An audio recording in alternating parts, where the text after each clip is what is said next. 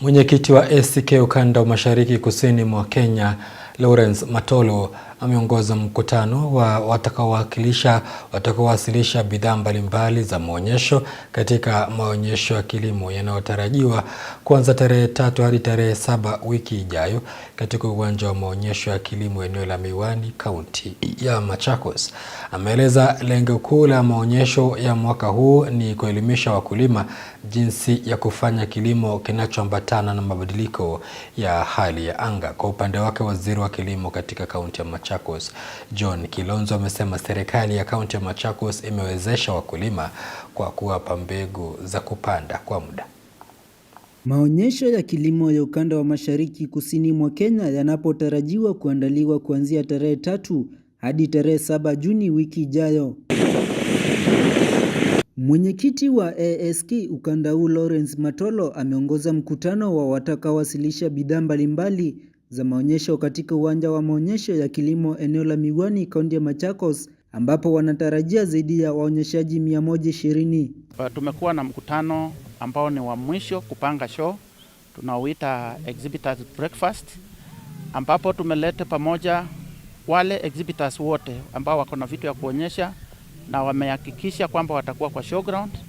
Huwa tunakusanyika nao, tunawaeleza vile tuna expect, kile tunatarajia kutoka kwao, na wao wanatuambia kile wanatarajia kutoka kwetu. Tuko na exhibitors mpaka sasa ambao wamefika karibu 80, lakini wale ambao wameonyesha nia ya kushiriki maonyesho itaenda tufike labda 120.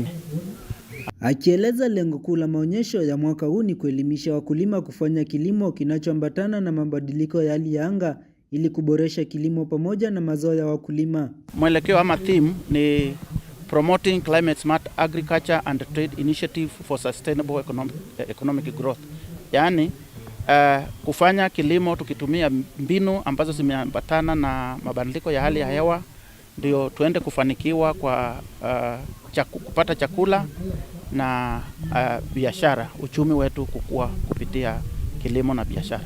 Waziri wa kilimo katika kaunti ya Machakos, John Kilonzo, akisema serikali ya kaunti ya Machakos imeweka kipaumbele masuala ya wakulima eneo hili, ambapo imewawezesha kwa kutoa mbegu za kupanda kwa muda, mizinga ya nyuki pamoja na vifaranga wa kuku ili kuhakikisha kaunti hii ina usalama wa chakula. Katika manifesto ya governor, pila ya kwanza ni food security.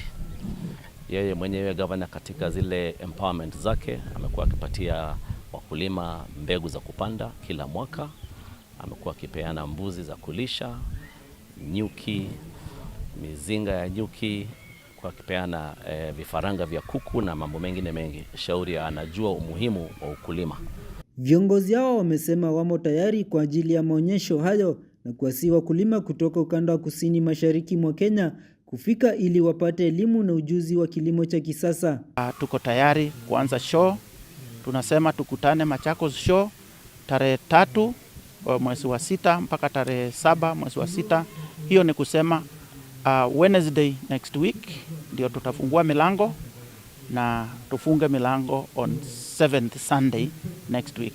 Yangu ni kuwahimiza watu wa Machakos, watu wa Makueni, watu wa Kitui, watu wa Nairobi, watu wa Kiambu na Kenya nzima kwa jumla wamekaribishwa waje wakuwe nasi hii wiki ijayo, na itakuwa ni muhimu pia sisi wenyewe tutembee katika stand za our exhibitors ndio tujue ni yapi ambao wametuletea katika show ya mwaka huu. Isaac Musyoka, Undugu TV.